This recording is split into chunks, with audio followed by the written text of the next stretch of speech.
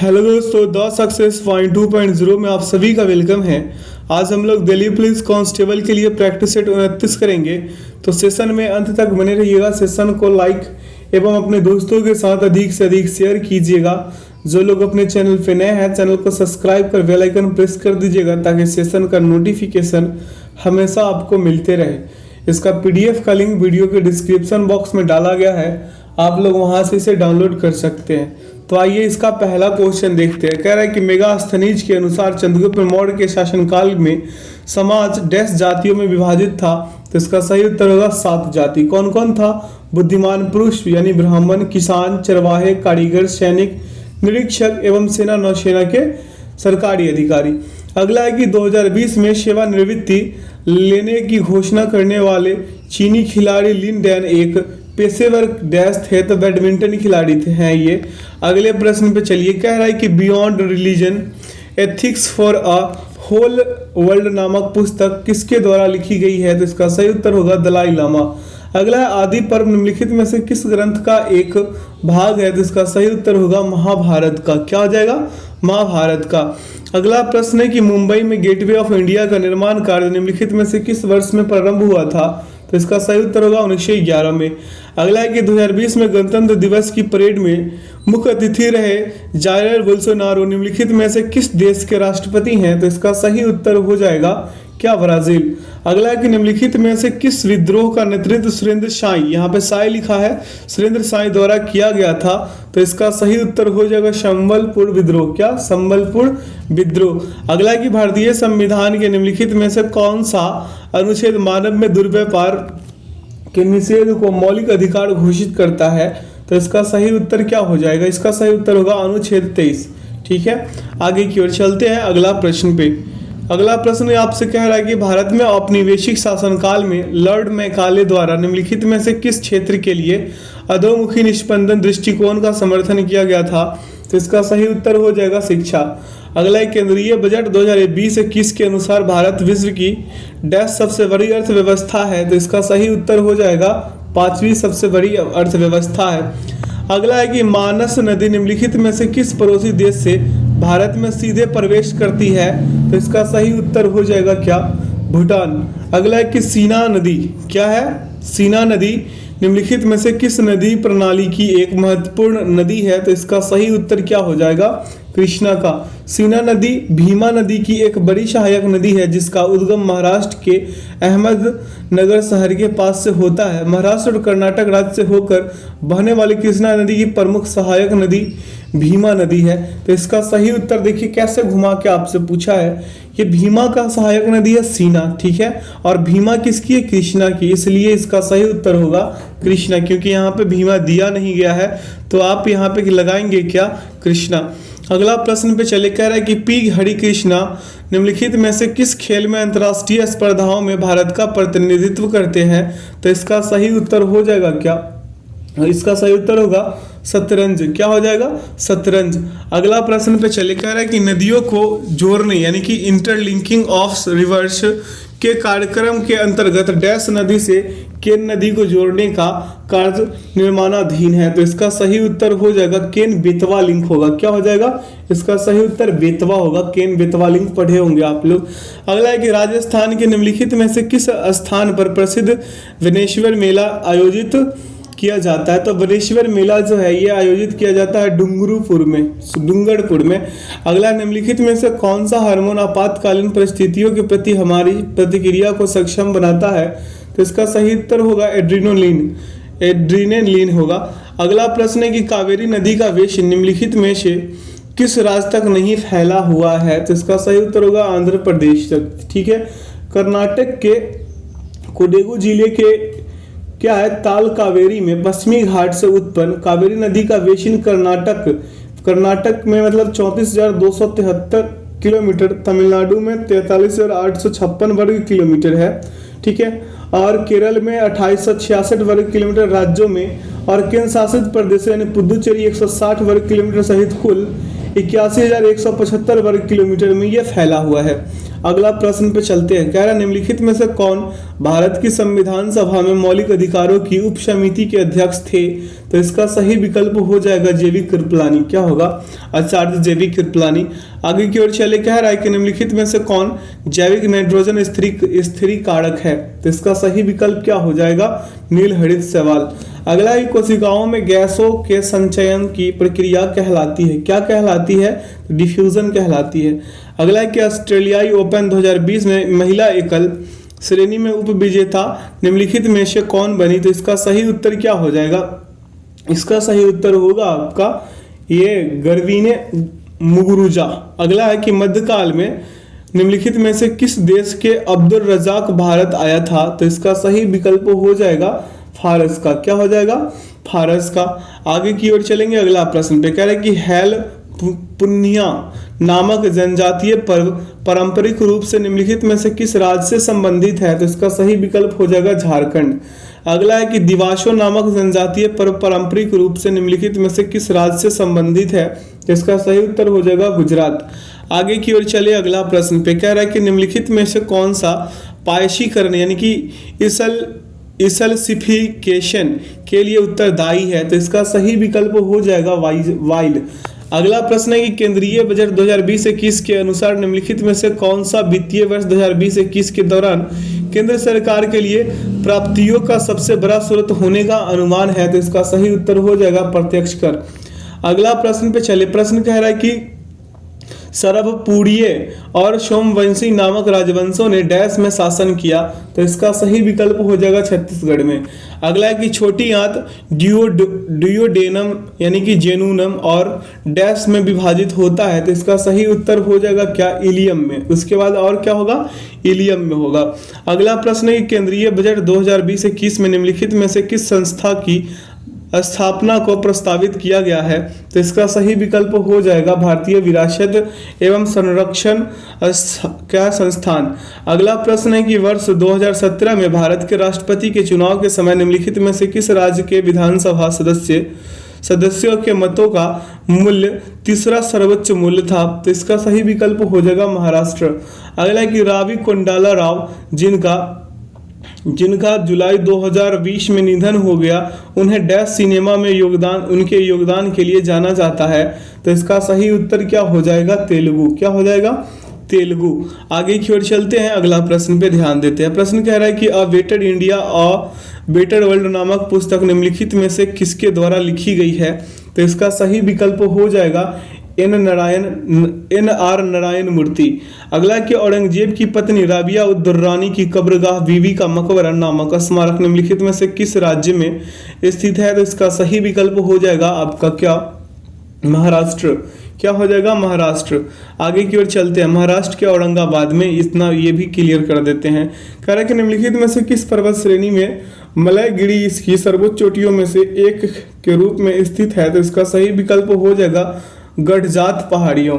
अगला है कि वित्तीय वर्ष 2020-21 में आयकर पर स्वास्थ्य और शिक्षा उपकर की दर कितना है? तो इसका सही विकल्प आइए लगाते हैं, इसका सही विकल्प हो जाएगा 4%। अगला है कि दिबांग जल विद्युत परियोजना निम्नलिखित में से किस राज्य में स्थित है? तो इसका सही उत्तर हो जाएगा अरुणाचल प्रदेश। अगला प्रश्न पे चले, यहाँ से प्रश्न क्या कह रहा है कि केंद्रीय बजट 2020-21 के अनुसार वर्ष 2020-21 हेतु निम्नलिखित में से कृषि ऋण का लक्ष्य कितना रखा गया था? तो इसका सही विकल्प हो जाएगा 15 लाख करोड़ रुपए। आगे की ओर चले, अगला प्रश्न पे कह रहा है निम्नलिखित में से कौन सा सभी के लिए आर्थिक विकास नामक विषय वस्तु का एक घटक नहीं था, जैसा कि केंद्रीय बजट 2020-21 में निर्दिष्ट किया गया था? तो इसका सही विकल्प क्या होने वाला है? सबका आवास। आगे की ओर चले, अगला प्रश्न पे कह रहा है कि भारतीय संविधान के निम्नलिखित में से कौन से अनुच्छेद में यह उल्लेखित है कि प्रत्येक वर्ष के प्रथम सत्र के प्रारंभ में राष्ट्रपति संसद के दोनों सदनों को एक साथ संबोधित करेंगे और सत्र और सम्मान के कारणों से संसद को अवगत कराएंगे? तो इसका सही विकल्प हो जाएगा अनुच्छेद 87 का 1। आगे की ओर चले और अगला प्रश्न पे ध्यान दे। कह रहा है भारत सरकार अधिनियम 1919 ने ब्रिटिश शासन के अंतर्गत भारत में पहली बार द्विसदनीय शासन की परिकल्पना की थी। इसने राज्य परिषद का कार्यकाल डैश वर्ष निर्धारित किया? तो इसका सही उत्तर हो जाएगा 5 वर्ष।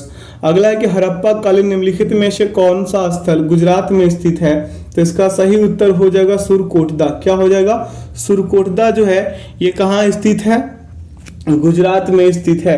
ये वहीं पे सुर्तगोई जो है अफगानिस्तान में, सोख्ता कोह जो है पाकिस्तान में है और सुत का गेंडोर भी पाकिस्तान में ही है। आगे की ओर चलते हैं। अगला प्रश्न पे कह रहा है कि केंद्रीय बजट 2020-21 में विवाद से विश्वास योजना निम्नलिखित में से किस से संबंधित शिकायतों के निवारण हेतु निर्दिष्ट की गई? तो इसका सही विकल्प हो जाएगा प्रत्यक्ष कर। अगला कि भारत के संविधान का निम्नलिखित में से कौन सा अनुच्छेद मौलिक अधिकारों के संदर्भ में राज्य को परिभाषित करता है? तो इसका सही विकल्प होगा अनुच्छेद 12। आगे की ओर चलेंगे। अगला प्रश्न पे कह रहा है कि बंकिम चंद्र चटर्जी ने अपने आनंद मठ उपन्यास में निम्नलिखित में से किस विद्रोह का वर्णन किया है?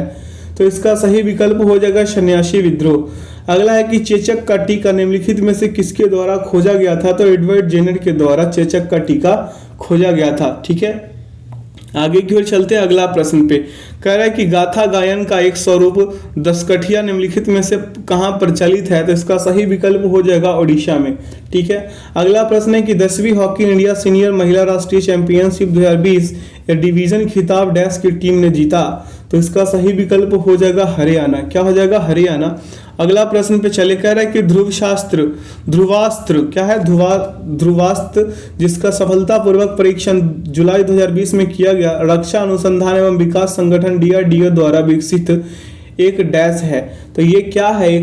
ये है प्रक्षेपास्त्र। क्या है? प्रक्षेपास्त्र है ये। अगला प्रश्न पे चले, कह रहा है जुलाई 2020 में निम्नलिखित में से किसे गिनीज विश्व रिकॉर्ड द्वारा सबसे तेज मानव संगणक के रूप में सम्मानित किया गया जिन्होंने 4 दशक पूर्व यह उपलब्धि प्राप्त की थी? तो इसका सही उत्तर हो जाएगा शकुंतला देवी। अगला है कि बेहतर विपणन और उत्पादों के निर्यात हेतु केंद्रीय बजट 2020-21 में एक उत्पाद एक जिला योजना निम्नलिखित में से किस क्षेत्र के लिए घोषित की गई? तो इसका सही उत्तर हो जाएगा क्या? बागवानी क्षेत्र। क्या होगा? बागवानी क्षेत्र। यहाँ से रीजनिंग्स का प्रश्न है, कलम कॉपी उठाइए और प्रश्न को फटाफट सॉल्व करने का कोशिश कीजिए। कह रहा है कि एक वस्तु बेचकर एक दुकानदार 50% लाभ अर्जित करता है। यदि वह विक्रय मूल्य दोगुना कर दे तो वह कितने प्रतिशत लाभ अर्जित करेगा? आपसे पूछा गया। तो मान लीजिए वस्तु का सिप्पी जो होगा क्या हो जाएगा? वस्तु का सिप्पी माना हमने 100 रुपए। कितने माना? 100 रुपए। 50% लाभ पर विक्रय मूल्य, तो 50% लाभ पर क्या एसपी चेक करेंगे, सेलिंग प्राइस। तो हो जाएगा क्या? 150 बटा 100 और गुने का क्या हो जाएगा? 150। 100 से 100 खत्म हो जाएगा यहाँ पे, तो बचेंगे कितने? 150 रुपए बच जाएंगे आपका। कितने बच जाएंगे? 150 रुपए। तो विक्रय मूल्य बराबर लिखेंगे 2 गुने कितने? 150, यानी टोटल हो कितने जाएंगे? 300 रुपए हो जाएंगे। कितने? 300 रुपए। 300 में से हम 100 को घटा लेंगे, 200% आ जाएगा जो विकल्प 1 में है। अगला है कि वह विकल्प आकृति चुने जो सी से उसी प्रकार संबंधित है जिस प्रकार आकृति बी आकृति ए से संबंधित है। तो यहाँ पे देखिए आकृति ए से आकृति बी में मूल आकृति से एक भुजा कम वाली तथा आकार में छोटी एक ज्यामितीय आकृति मूल आकृति के अंदर स्थित रेखाखंडों के कटान बिंदु पर आ जाती है। यहाँ पे देख रहे हैं, यहाँ पे क्या हो रहा है? ऐसे इस वाले में देखिए और इस वाले में देखिए, फिर इस वाले का क्या हो जाएगा? आइए विकल्प में लगाते हैं। विकल्प इसका सही उत्तर हो जाएगा 3।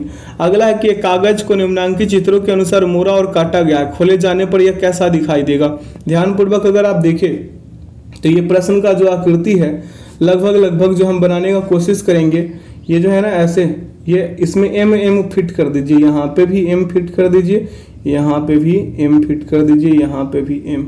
ठीक है, ऐसा करके बनेगा और बीच में एक छोटा सा ये स्क्वायर बन जाएगा। ऐसा वाला विकल्प चुनिएगा, ऐसा ही खुलेगा ये। इसका सही उत्तर क्या हो जाएगा? विकल्प 2। अगला ये कौन सी संख्या निम्नलिखित संख्या श्रृंखला में प्रश्न चिन्ह के स्थान को प्रस्थापित करेगी?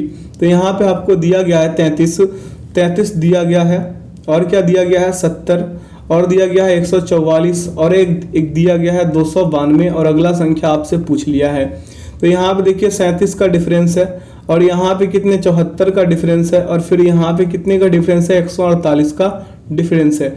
अब यहाँ पे अगर देखें तो 37 में 2 से गुना कर दे 74, 74 में 2 से गुना कर दे तो आपको मिलेंगे 148।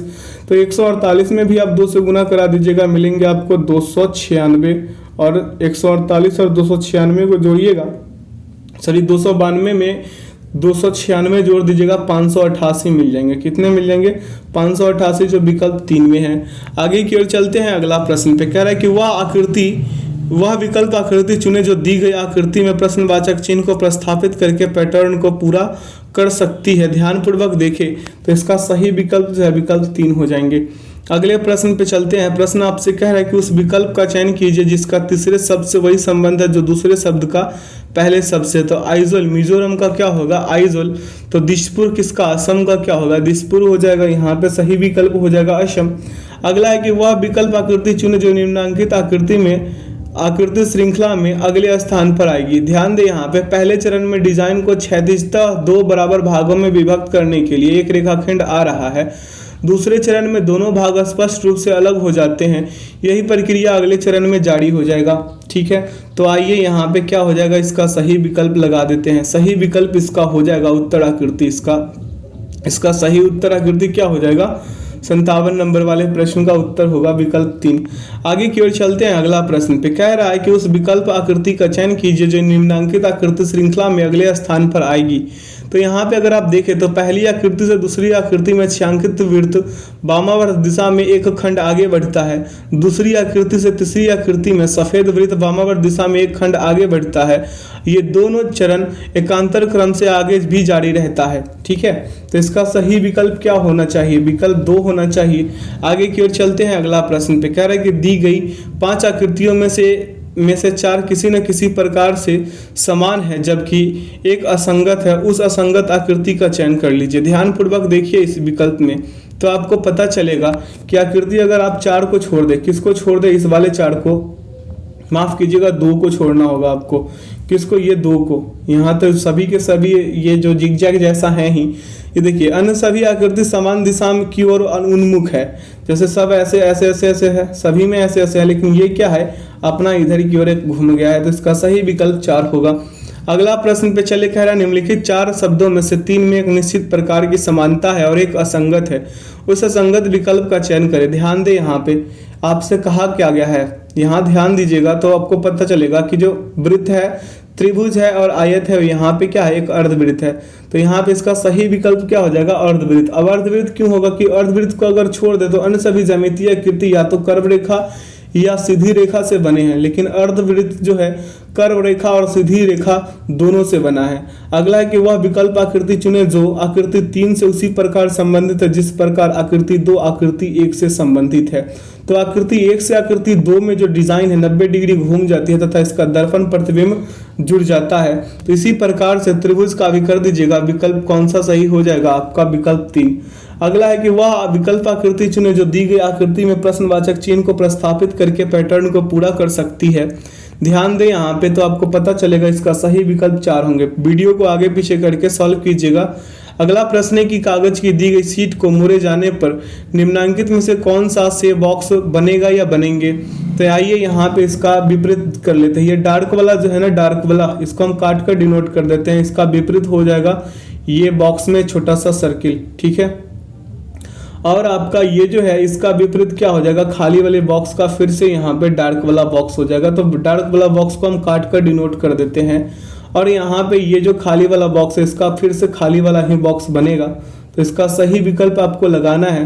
तो इसका सही विकल्प जो है विकल्प 2 ही आएंगे। क्या आ जाएंगे? 2 आ जाएंगे, क्योंकि सतह पर देखिएगा ये जो दोनों सतहों के जो डार्क वाला सतह है, ये डार्क वाला सतह के आसन्न सतह पर कौन सा नहीं होगा? तो नहीं होगा ये आपका सर्किल वाला। बीच में सर्किल वाला नहीं बन सकता है, इसलिए विकल्प जो है 3 हो नहीं सकता, 2 होगा।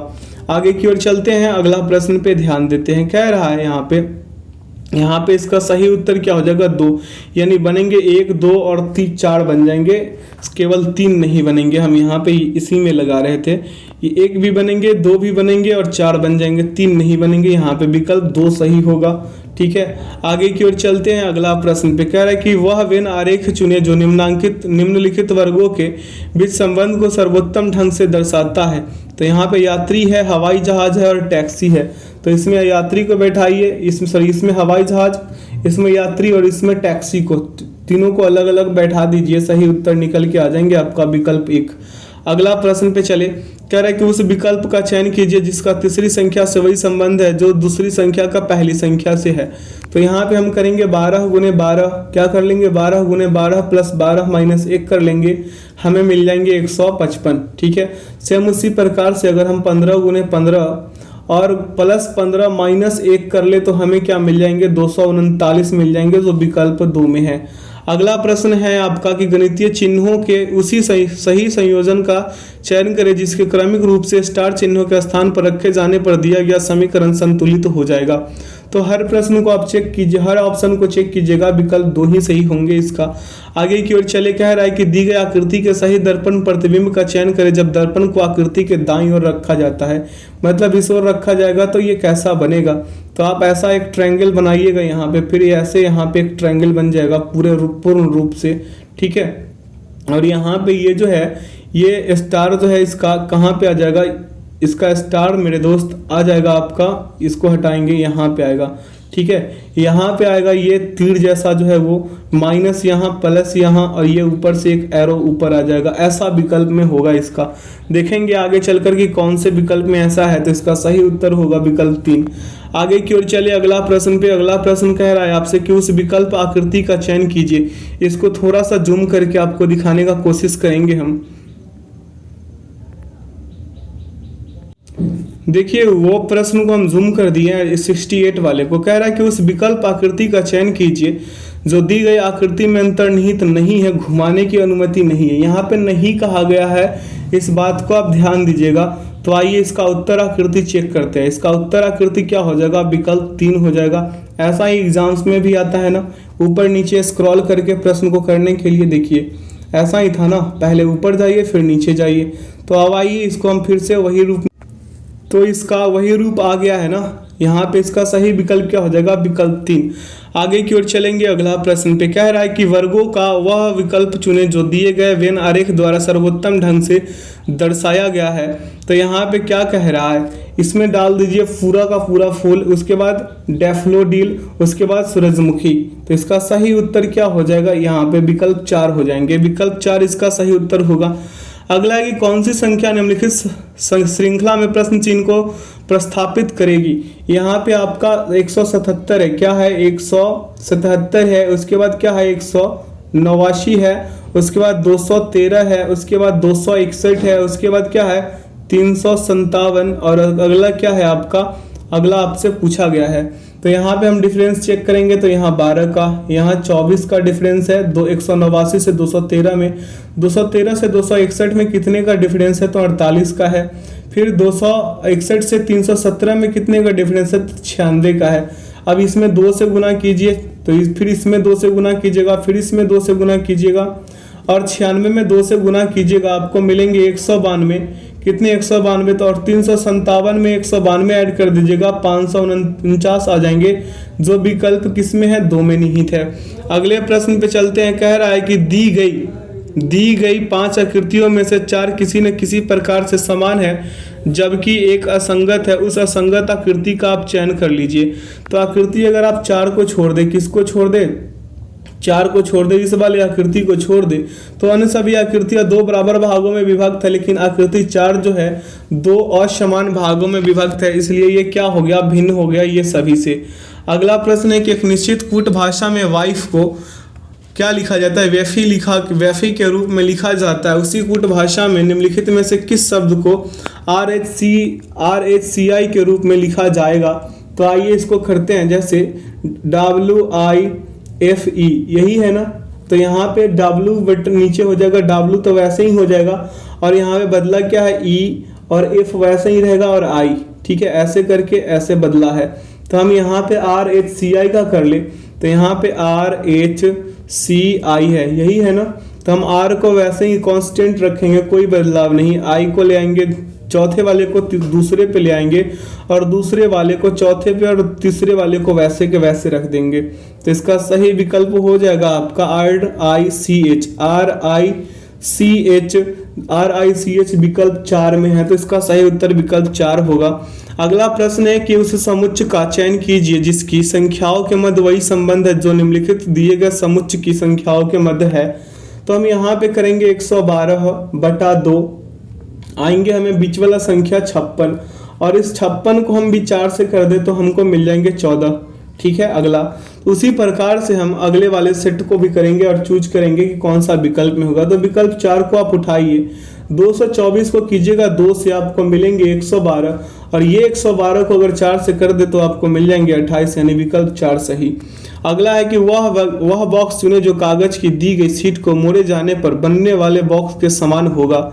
ध्यान से देखिए इस प्रश्न को, यहाँ पे खाली वाले बॉक्स का विपरीत हो जाएगा खाली वाला बॉक्स ये, और उसके बाद ये वाले बॉक्स के ये जो है ना सर्किल, बीच में सर्किल, इसके लिए हो जाएगा गुना वाला साइन। क्या हो जाएगा?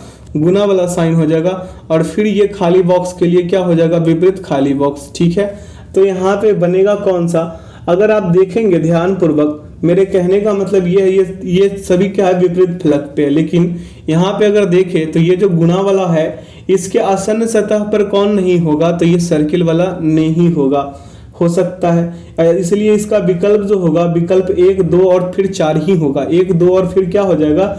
4 जो है दिया गया बॉक्स से नहीं बनाया जा सकता। 1, 2 और 4 कौन नहीं बनाया जा सकता? 1, 2, 4, यानी विकल्प 3 को बनाया जा सकता है। विकल्प 3 इसका सही उत्तर होंगे।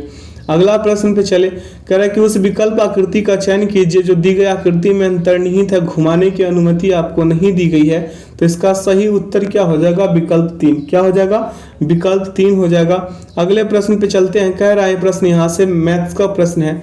कह रहा है कि बार काउंसिल के एक चुनाव में 2 उम्मीदवारों ए और बी ने एक ही पद के लिए चुनाव लड़ा।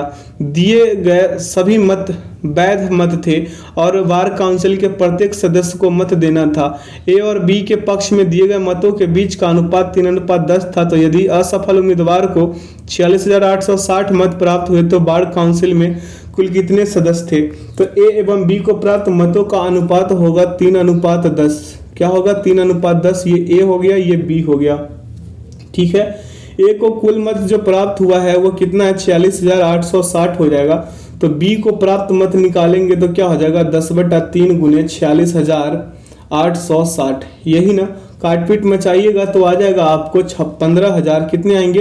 15,602। कितने? 15, यहाँ पे माफ कीजिएगा, काटिएगा तो आएंगे 1,56,200। कितने आएंगे? 1,56,200 आएंगे। आगे की ओर चलेंगे अगले स्टेप पे इसको सॉल्व करने के लिए। तो क्या हो जाएगा आपका? यहाँ पे बार काउंसिल में सदस्यों की कुल संख्या निकालेंगे तो हो जाएगा 1,56,200 प्लस 46,860 प्लस का क्या? 46,860, दोनों को जोड़ेंगे तो 2,30,060 आ जाएंगे। ठीक है, तो इसका सही उत्तर क्या हो जाएगा? 2,30,060, जो विकल्प किसमें है? 1 में निहित है। अगले प्रश्न पे चले। कह रहा है कि एक साइकिल चालक एक समान चाल से 40 किलोमीटर की दूरी तय करता है। साइकिल चालक इस दूरी को समान समय से 2 घंटे कम समय में तय करना चाहता है, इसलिए वो अपनी चाल को 10 किलोमीटर प्रति घंटा बढ़ा देता है। साइकिल चालक ने यात्रा किस चाल यानी किलोमीटर पर घंटा में से आरंभ की थी? मान लीजिए कि साइकिल जो सवार है, साइकिल सवार की प्रारंभिक चाल x किलोमीटर होगा, मतलब प्रारंभिक मतलब इनिशियल। ठीक है, अब समय बराबर क्या होता है? दूरी बटा चाल होता है। हम लिखेंगे प्रश्न से 40/x माइनस क्या हो जाएगा? 40/x प्लस 10, यही लिखेंगे ना, और बराबर में 2।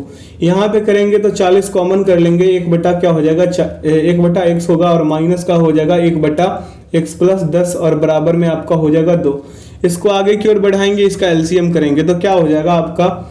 40 into x plus 10 minus x बटा, यहाँ पे एलसीएम लिए होंगे तो आपको आया होगा x इंटू एक्स प्लस 10 आया होगा। ठीक है, बाहर बराबर में लिख देंगे 2। अब इसको करेंगे सॉल्व तो हो जाएगा आपका 40 गुने 10 बराबर क्या हो जाएगा? 2x इंटू एक्स प्लस 10, यही आया होगा ना। अब आगे की ओर चले, अगला बिंदु पे इसको सॉल्व करेंगे तो हो जाएगा x इंटू एक्स प्लस 10 बराबर हो जाएगा 40 गुने 10।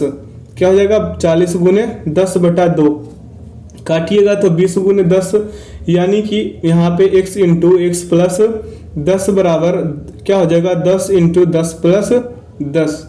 इसको सॉल्व कीजिएगा, x बराबर 10 आएंगे जो विकल्प 4 में निहित है। अगले प्रश्न पे चले। इस प्रश्न को आप लोग खुद कीजिएगा, इसका उत्तर जो है 2 आएंगे। कितने आ जाएंगे? 2 आ जाएंगे, गुना भाग सभी लगा दीजिएगा यहाँ पे। आगे की ओर चले, कह रहा है कि एक छात्र एक कागज को समचतुर्भुज के आकार में काटता है। किसके आकार में? समचतुर्भुज के आकार में काटता है, जिसकी भुजाओं की माप 5 सेंटीमीटर और उसके छोटे विकर्णों की माप 6 सेंटीमीटर है। समचतुर्भुज का क्षेत्रफल वर्ग सेंटीमीटर में कितना होगा? तो आइए इस प्रश्न को करते हैं। कैसे बनेगा ये प्रश्न, आइए इसको करते हैं। हम आपको पहले एक फिगर बना के दिखाना चाहते हैं। जैसे कि ये एक फिगर है, ठीक है, ऐसा एक फिगर है, ठीक ना, ऐसा बनेगा ये समचतुर्भुज। यहाँ पे बिंदु O डाल दीजिए। ये हो गया A, ये हो गया B, ये हो गया C और ऊपर वाला क्या हो जाएगा? D हो जाएगा। क्या हो जाएगा? D हो जाएगा। तो हम लिख सकते हैं यहाँ पे AB बराबर लिख सकते हैं BC और BC बराबर लिख सकते हैं DC, CD और CD बराबर लिख सकते हैं DA और इसका बराबर होगा कितना? 5 सेंटीमीटर। कितने? 5 सेंटीमीटर। BD कितना? ये जो BD है, ये BD कितना हो जाएगा? BD हो जाएगा आपका 6 सेंटीमीटर। तो समचतुर्भुज के विकर्ण एक दूसरे को लंबवत समद्विभाजित करती है। तो हम यहाँ पे लिखेंगे BO बराबर OD, क्या लिखेंगे? OD बराबर 3 सेंटीमीटर। तो त्रिभुज, हम आगे चलेंगे, इसको लिख लीजिए फटाफट वीडियो पॉज करके। अब यहाँ पे आगे चलेंगे तो क्या हो जाएगा? आगे चलेंगे तो यहाँ पे होगा त्रिभुज AOB में, त्रिभुज AOB में कोण AOB बराबर कितना? 90 डिग्री। कितने? 90 डिग्री। तो हम OA बराबर लिखेंगे क्या? OA बराबर रूट अंडर क्या? AB स्क्वायर, क्या लिखेंगे? AB square minus OB square. तो हमको मिलेगा क्या? 5 का स्क्वायर माइनस 3 का स्क्वायर, ठीक है, 5 का स्क्वायर माइनस कितने? 3 का स्क्वायर मिल जाएंगे। तो यहाँ पे हो कितना जाएंगे? रूट अंडर 25 और माइनस 9, ठीक है। अब आगे की ओर चले तो क्या हो जाएगा? रूट अंडर इसका 16 बाहर निकालिएगा तो 4 आ जाएगा, बाहर निकालिएगा तो क्या आ जाएगा आपका? 4 आ जाएगा, 4 सेंटीमीटर। अब AC बराबर निकालेंगे, किसके बराबर? AC बराबर। तो AC बराबर लिखे आप, क्या हो जाएगा? 2 गुने OA बराबर क्या आ जाएगा? 2 गुने OA आपका 4 आया था ना, तो 4 दूना 8 सेंटीमीटर। अब समचतुर्भुज ABCD का क्षेत्रफल निकालेंगे तो 1/2 AC गुने क्या हो जाएगा? BD, क्या हो जाएगा? AC गुने BD। तो 1/2 गुने 8 गुने क्या हो जाएगा? 6, 4 दूना 8 यानी 6 चौके 24, विकल्प 2 सही। अगले प्रश्न पे चले। प्रश्न कह रहा है कि 10 प्राकृत संख्याओं का औसत 32 है। यदि पहली 6 संख्याओं का औसत 30 है और अंतिम 6 संख्याओं का औसत 33 है, तो पांचवी और छठवीं संख्या का औसत कितना होगा? तो पांचवी एवं छठवीं संख्या का औसत बराबर लिखिए आप 30 गुने 6 और प्लस लिखिएगा 6 गुने 33 और माइनस करा दीजिए 10 गुने 32। कितने? 10 गुने 32। तो हो जाएगा 180 प्लस 198 और माइनस का हो जाएगा 320 बराबर कितना? 58 हो जाएगा। तो 58 बटा कितना हो जाएगा? 2 काटिएगा 29 आ जाएंगे। कितने आ जाएंगे? 29। आइए विकल्प में देखते हैं कहाँ पे 29 है। 29 विकल्प 2 में है। अगला है कि एक दुकानदार एक बैंक से 9,000 रुपए की धनराशि 7% प्रति वर्ष साधारण ब्याज की दर पर 3 वर्षों के लिए उधार लेता है। वह दुकानदार उस धनराशि को 5% प्रति वर्ष साधारण ब्याज की दर पर समान अवधि के लिए एक ग्राहक को उधार देता है। दुकानदार को कितनी हानि हुई रुपए में आपसे पूछा है, ठीक है। तो दर का अंतर बराबर लिखेंगे, आर बराबर दर का डिफरेंस बराबर लिखेंगे 7 माइनस 5%। 7 माइनस कितने? 5% यानी 2%। अब मूलधन इसका कितना है? मूलधन इसका है 9,000 रुपए। कितने हैं? 9,000 रुपए है। समय आपको दिया कितना है? T बराबर 3 वर्ष। तो हम हानि प्रतिशत बराबर निकालेंगे तो क्या हो जाएगा? मूलधन गुने समय गुने दर बटा 100 यानी 9,000 गुने लिखेंगे 3 गुने 2 और बटा में लिख देंगे 100, ठीक है। 2 जीरो से 2 जीरो खत्म, गुना करा दीजिए 540 आ जाएंगे, जो विकल्प 3 में निहित है। अगले प्रश्न पे चले। कह रहा है कि एक 3 अंकों की एक ऐसी संख्या है जिसे 10, 12, 21, 35 और 40 से विभाजित करने पर समान शेषफल 3 प्राप्त होता है, तो x का न्यूनतम मान क्या होगा? ये सभी का पहले एलसीएम कीजिए, आपको मिलेंगे कितना? 840। कितने मिलेंगे? 840। अब 840 में हम 3 जोड़ देंगे। कितने जोड़ देंगे? 3 जोड़ देंगे, मिल जाएगा कितना? 843, विकल्प 2 सही। आगे चले। अगले प्रश्न पे कह रहा है कि एक कंपनी दो व्यक्तियों ए और बी को एक कार्य पर लगाती है, उस कार्य के लिए ए और बी की अपेक्षा तिगुना कार्य कुशल है। ए उस कार्य को बी द्वारा लिए गए समय से 52 दिन कम समय में समाप्त कर दिया। ए और बी मिलकर उस कार्य को कितने दिनों में समाप्त करेंगे? तो ए एवं बी की दक्षता के अनुपात, क्षमता के अनुपात निकालेंगे ए और बी का, तो 3:1 होगा। कितना हो जाएगा? 3:1 ए और बी का। तो हम लिखेंगे लिए गए समय का अनुपात कितना हो जाएगा? 1:3 हो जाएगा। कितना? 1:3। तो ए द्वारा लिया गया समय निकालेंगे तो 1/3 माइनस 1 गुना कर देंगे हम कितने से? 52 से। आ कितने जाएंगे आपका? 26 दिन। ए कितने लिया? 26 दिन लिया। हम बी का निकाल लेंगे। किसका निकालेंगे? बी का। तो बी द्वारा लिया गया समय निकालेंगे तो हो जाएगा 3/3 माइनस 1 गुने 52 होगा। कितने हो जाएगा? 52। इसको कीजिएगा 78 दिन आ जाएंगे। ए एवं बी का एक दिन का काम निकालेंगे तो 1/26 और प्लस 1/78 होगा। कितने होगा? 1/78। आइए इसको ऊपर से फिर से करके लेके नीचे तक आते हैं।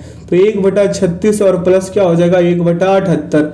ये दोनों का एलसीएम लेंगे 78 ही आएगा। यहाँ पे 26 तिया 78 होगा, प्लस 78 एक ही बार में आ जाएगा यहाँ पे। ठीक है, होगा 4/78 काटेंगे तो हो जाएगा 2 दूना 4 और 39 दूना 78, यानी 2/78 आया। अब यहाँ 2/39 आ जाएगा। कितना? 2/39। अब यहाँ पे करेंगे 39/2, अगर इसको पूर्णांक में लाए तो 19.1/2 आएंगे, जो विकल्प 1 में निहित है। अगले प्रश्न पे चलते हैं। कह रहा है कि एक बैंक ने अपने ग्राहकों के लिए एक प्रस्ताव देते हुए कहा कि यदि वे 8% ब्याज दर पर जब ब्याज अर्धवार्षिक रूप से चक्रवृद्धि किया जाता है तो एक्स का निवेश 1 वर्ष के लिए करेंगे तो वर्ष के अंत में उन्हें 20,280 रुपये प्राप्त होंगे। यदि ग्राहक 16% वार्षिक ब्याज दर पर दोगुने समय के लिए x रुपये धनराशि का निवेश करता है और ब्याज रूप से चक्रवृद्धि दिया जाता है तो चक्रवृद्धि ब्याज कितना होगा? आपसे सीआई ही पूछ लिया है। दिल थाम कर बैठिएगा, ये प्रश्न का सॉल्यूशन थोड़ा बेहतर होने वाला है। ठीक है, तो पहली स्थिति में हम चेक करेंगे जब ब्याज अर्धवार्षिक रूप से संयोजित होता है तो r बराबर क्या लिखेंगे हम? 8/2, यानी कि 4%। कितने? 4%। ठीक है, समय आपको दिया कितना है? 2 अर्धवर्ष। तो यहाँ पे मिश्रधन बराबर होगा P × 1 प्लस R/100 और इसका पावर T होगा ना। आइए इसको हम अगले स्टेप पे सॉल्व करते हैं। तो हो जाएगा आपका क्या? 20,280 बराबर क्या हो जाएगा? x × 1 प्लस 4y100 का क्या हो जाएगा? स्क्वायर। 4y100 का स्क्वायर आया था ना दर बराबर 4 प्रति अर्धवर्ष। अब यहाँ पे लिखिए आप क्या? 20,280 बराबर x × 1 और प्लस लिखेंगे 1/25 का क्या? स्क्वायर। अब यहाँ पे 20,280 बराबर हो जाएगा x गुने क्या हो जाएगा? x गुने 26/25 और गुने हो जाएगा फिर से क्या? 26/25 हो जाएगा। ठीक है, अब आइए इसको x बराबर निकालेंगे तो क्या हो जाएगा? x बराबर 20,280 गुने 25 गुने 25/26 गुने 26। कितने? 26 गुने 26। इसको सॉल्व कीजिएगा 18,750 आएंगे। कितने आएंगे? 18,750। अब यहाँ से चक्रवृद्धि ब्याज निकालेंगे हम तो क्या हो जाएगा? P इंटू बड़ी ब्रैकेट के अंदर क्या हो जाएगा? 1 प्लस RY100 इसका पावर T माइनस 1। ठीक है, तो अब यहाँ पे इस वाले फॉर्मूला पे पुट करेंगे तो क्या हो जाएगा? 18,750 और यहाँ पे लिखेंगे 1 प्लस 16 वर्ष वार्षिक रूप से था ना, 16% वार्षिक रूप से, तो 16/100 का स्क्वायर और माइनस लिखेंगे 1। ठीक है, इसको आगे सॉल्व कराएंगे। आगे क्या करेंगे? सॉल्व करेंगे तो हमको मिलेगा 18,750 और उसके बाद यहाँ पे 1 प्लस 4/25 का क्या हो जाएगा? स्क्वायर माइनस का 1 है ना। अब इसे सॉल्व करेंगे तो 18,750 आगे की ओर।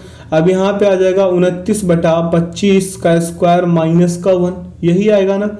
अब आगे एक स्टेप और चलते हैं इसी में, तो 18,750 अब यहाँ पे क्या हो जाएगा? टोटल 841/625। कितने? 625 माइनस 1। ठीक है, अब आगे इसको सॉल्व करेंगे तो आ जाएगा आपका 18,750 और इंटू में आएगा 841 और माइनस 625 और बटा 625, यही आएगा ना। अब इसको सॉल्व करा देंगे तो 18,750 गुने 216 और बटा में 625, काटपीट मचाइए 6480 आएंगे जो विकल्प 2 में निहित है। आगे की ओर चलेंगे अगले प्रश्न पे। कह रहा है कि मान लीजिए x एवं y दो धनात्मक संख्याएं इस प्रकार हैं कि x बड़ा होगा किससे, y से, एवं x तथा y के वर्गों का योग कितना है, 2426 है, एवं x का वर्गमूल 7 है, तो y का वर्ग कितना होगा आपसे पूछा है। चलिए इसको समीकरण पे बनाने का कोशिश करते हैं। तो क्या हो जाएगा, x square plus y square बराबर 2426, क्या हो जाएगा 2426 समीकरण 1। ठीक है, अब हम रूट अंडर एक्स बराबर लिखेंगे 7, चूंकि इसलिए x बराबर क्या हो जाएगा 7 का स्क्वायर यानी 49 हो जाएंगे। कितने, 49 हो जाएंगे। तो हम यहाँ लिख सकते हैं एक्स स्क्वायर बराबर 49 गुने 49, तो हमें कितना मिला, 2401 ही मिला। कितना मिला, 2401। तो समीकरण 1 से अगर हम करना शुरू कर दे तो क्या हो जाएगा आपका, समीकरण 1 से 2401 प्लस वाई स्क्वायर बराबर 2426, यही होगा ना 2426।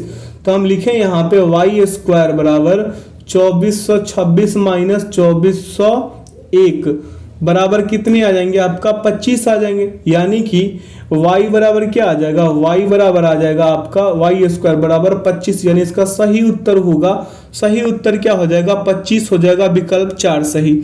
अगले प्रश्न पे चले, कह रहा है कि यदि गेहूं को एक विशेष स्टोर से खरीदा जाता है तो प्रति किलोग्राम गेहूं का मूल्य 25% कम होता है। इस कमी के कारण एक गृहिणी 1200 रुपए में 10 किलोग्राम अधिक गेहूं खरीद पाती है। पहले वह कितनी मात्रा में गेहूं खरीद पाती थी, आपसे पूछा गया है। तो कह रहा है इसको सॉल्व करने के लिए कि गेहूं का आरंभिक मूल्य बराबर लिख लीजिए, इनिशियल मूल्य, प्रारंभिक मूल्य लिखिए आरंभिक मूल्य, तो कितने था, 100 रुपये प्रति किलोग्राम। तो गेहूं का नया मूल्य निकालिए, 75 100 बटा 100 होगा, 75 100 बटा क्या हो जाएगा 100, 25% का क्या हुआ था, कम होता था। तो यहाँ पे लिख सकते हैं हम, यहाँ पे 3x 25 दिया 75 और यहाँ पे 4, 3x बटा 4 रुपए किलोग्राम लिख सकते हैं क्या। अब इसे प्रश्न से सॉल्व करेंगे तो यहाँ पे लिखेंगे हम 1200 और बटा में हो जाएगा 3x बाई 4 और माइनस का हो जाएगा यहाँ पे 1200 और बटा में x बराबर लिख सकते हैं क्या हम 10। यहाँ पे लिखेंगे हम 1200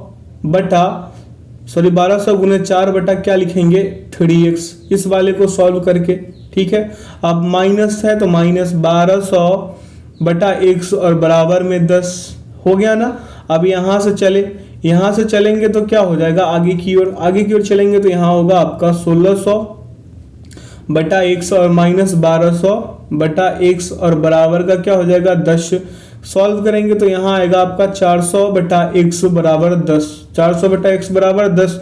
हम x बराबर निकालेंगे तो क्या मिल जाएगा हमें, 400 बटा कितने आ जाएंगे 10। तो यहाँ मिलेंगे कितना हमें, 40 रुपये प्रति किलोग्राम। 40 रुपये क्या आ जाएगा प्रति किलोग्राम, x का मान आ गया।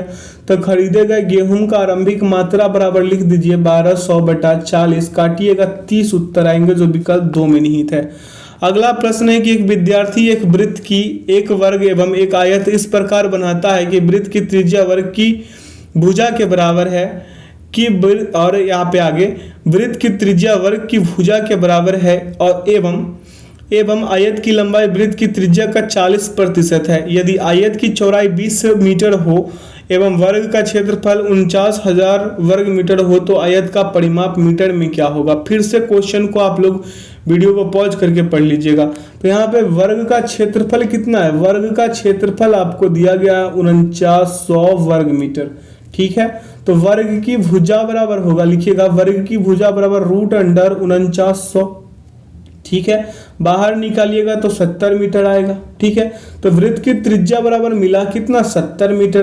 तो आयत की लंबाई निकाल देंगे, क्या निकाल देंगे, आयत की लंबाई बराबर लिखेंगे 70 गुने 40 बटा 100, 1 0 से 1 0, 1 0 से 1 0 यानी 7 चौके 28। ठीक है, अब आयत का परिमाप 2 इंटू क्या होता है, l प्लस बी होता है। तो यहाँ पे लिखेंगे 2 इंटू 28 प्लस 20। ठीक है, बाहर निकालेंगे 2 गुने 48 हो जाएगा, करेंगे तो आ जाएगा 96 मीटर जो विकल्प 4 में है। अगला प्रश्न पे चले। कह रहा है कि एक कारीगर एक वृत्ताकार मेज बनाता है, लेकिन दुकानदार उससे मेज की त्रिज्या 10 सेंटीमीटर कम करने को कहता है। मेज के क्षेत्रफल में कितने प्रतिशत की कमी होगी? जो क्षेत्रफल पर प्रतिशत प्रभाव क्या हो जाएगा यहाँ पे 2x प्लस एक्स स्क्वायर कर दीजिए और बटा में 100% कर दीजिए। अब यहाँ पे x बराबर क्या आ जाएगा माइनस का 10% करना है। क्या करना है? x बराबर माइनस 10% ही तो करना है, 10% कम करने के लिए बोला था। तो हम यहाँ पे लिखेंगे 2 गुने माइनस का 10 और प्लस लिखेंगे यहाँ पे माइनस का 10 गुने माइनस का 10/100 लिख सकते हैं। काटपीट मचाइएगा, माइनस का 19% आएंगे।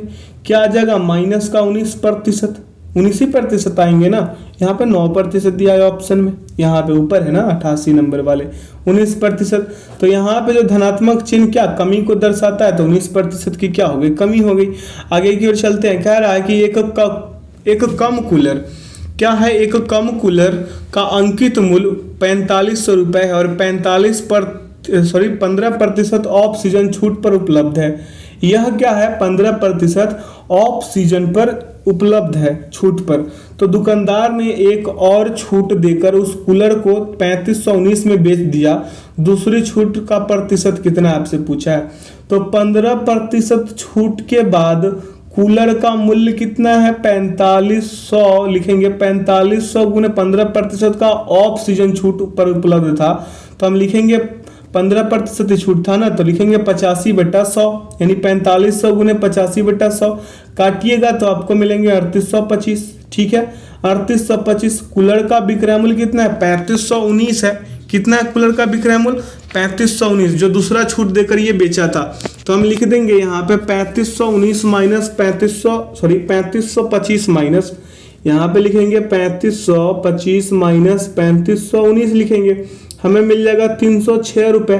कितने? 306 रुपये। यदि हम लिखे छूट बराबर, क्या लिखे? छूट बराबर x% हो तो हम क्या लिखेंगे? 3800। ये 3800 लिख क्यों नहीं रहा? यहाँ पे हो जाएगा 3800 और 3825 गुने 100 और बटा में हो जाएगा 100 और बराबर हम लिख सकते हैं 306। तो हम x बराबर निकालेंगे, क्या हो जाएगा? 306 गुने 100 और बटा में 3825। काटपीट मचा दीजिए, 8% आएंगे जो विकल्प 4 में है। अगला प्रश्न पे चलते हैं। कह रहा है कि इलेक्ट्रॉनिक्स दुकानदार ने 400 रुपये प्रति पंखा के मूल्य पर 3 पंखे खरीदे। ऑफ सीजन सेल के कारण उसने एक पंखे को उसके क्रय मूल्य के 1/8 की हानि पर बेचा। हालांकि पूरे सौदे में वह 20% का लाभ कमाना चाहता है। उसे अन्य दोनों पंखों को एक साथ कितने लाभ प्रतिशत पर बेचना होगा? तो देखिए यहाँ पे लिखेंगे 3 पंखों का सीपी, 3 फैन का क्या लिखेंगे? सीपी लिखेंगे, क्रय मूल्य लिखेंगे। तो 3 गुने 400 यानी 1200। कितने? 3 गुने 400 यानी क्या हो जाएगा? 1200 रुपये हो जाएंगे। ठीक है, 1200 रुपये। तो पहले पंखे का विक्रय मूल्य बराबर लिखिए, पहले पंखे का विक्रय मूल्य बराबर 1 माइनस 1/8 गुने 400। तो कितने आ जाएंगे आपका? 350 रुपये आ जाएंगे। तो सभी लेन देन में लाभ कितना हो जाएगा? इसका 20% का लाभ बोला था पूरे सौदे में। तो कुल विक्रय मूल्य यहाँ से हम निकाल लेंगे। क्या कर लेंगे? कुल विक्रय मूल्य निकाल लेंगे। तो कुल विक्रय मूल्य बराबर लिखिएगा, कुल टोटल एसपी बराबर 1200 गुने 120/100। 2 जीरो से 2 जीरो शेष करा दीजिएगा। 1440 रुपये आएंगे। कितने आ जाएंगे? 1440 रुपये यहाँ से आएगा कुल विक्रय मूल्य बराबर। तो शेष 2 पंखों का विक्रय मूल्य निकालेंगे। शेष 2 पंखों का क्या निकालेंगे? विक्रय मूल्य। तो 1440 माइनस 350 करेंगे, मिलेंगे हमको कितना? 1090 रुपये। तो हम यहाँ पे निकालेंगे कितना? 1090 माइनस 800 और बटा 800 गुना कितने से? 100 से। काटपीट मचा दीजिए, आपका सही उत्तर आ जाएगा 290/8। काटिएगा, लगभग 36.25 आएंगे जो विकल्प 3 में है। अगले प्रश्न पे चले। कह रहा है कि MS वर्ड एक्सेल 2007 के निम्नलिखित फीचर्स में से कौन सा फीचर सिलेक्ट किए गए शब्द के समान अर्थ वाले अन्य शब्दों का सुझाव देता है? जिसका सही विकल्प हो जाएगा थेरॉश। अगला प्रश्न पे चले, कह रहा है कि ई बैंकिंग सेवाओं के संदर्भ में IMPS का पूर्ण रूप क्या है। तो IMPS का पूर्ण रूप हो जाएगा immediate payment service. Immediate payment क्या हो जाएगा, सर्विस।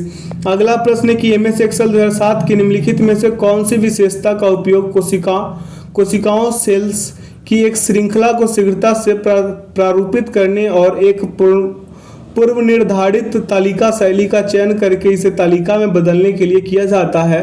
तो इसका सही उत्तर होगा फॉर्मेट एज टेबल। अगला प्रश्न पे चले, कह रहा है कि MS वर्ड 2007 में एक टेबल में अधिकतम कितने कॉलम इंसर्ट किए जा सकते हैं। तो इसका सही विकल्प हो जाएगा 63। अगला है कि ईमेल मैसेज कंपोज करते समय निम्नलिखित में से क्या आमतौर पर एड्रेस फील्ड से संबंधित नहीं होता है। तो इसका सही उत्तर हो जाएगा OCC। आगे की ओर चलते हैं। अगला प्रश्न पे कह रहा है कि MS एक्सेल वर्कशीट में पॉइंटर को किसी सेल में बाएं दाएं ऊपर या नीचे की ओर ले जाने के लिए निम्नलिखित में से किस कुंजी का प्रयोग किया जाता है। तो इसका सही उत्तर हो जाएगा एरो कुंजी। क्या हो जाएगा, एरो कुंजी। अगला है कि इंटरनेट की निम्नलिखित संचार सेवाओं में से कौन सी सेवा प्रयोगकर्ताओं को कॉल प्राप्त करने योग किसी भी PC पर इंटरनेट के माध्यम से बात करने की सुविधा प्रदान करती है। तो इसका सही विकल्प हो जाएगा इंटरनेट टेलीफोनी। क्या, इंटरनेट टेलीफोनी। अगला है कि MS एक्सेल 2007 में निम्नलिखित लॉजिकल फंक्शनों में से किसका प्रयोग यह जांचने के लिए किया जाता है कि कोई तर्क सही है या नहीं, और यदि सभी तर्क असत्य होते हैं तो यह परिणाम को फेल्स के रूप में लौटाता है। तो इसका सही उत्तर क्या हो जाएगा, विकल्प 4 और होगा। क्या होगा, और। आगे की ओर चलते हैं अगला प्रश्न पे। प्रश्न कह रहा है कि MS वर्ड में निम्नलिखित में से कौन से फंक्शन में के लिए शॉर्टकट की Ctrl+V का उपयोग किया जाता है। तो Ctrl+V क्लिपबोर्ड से टेक्स्ट या ऑब्जेक्ट पेस्ट करने के लिए किया जाता है। अगला प्रश्न पे चले, कर रहे हैं MS वर्ड 2007 में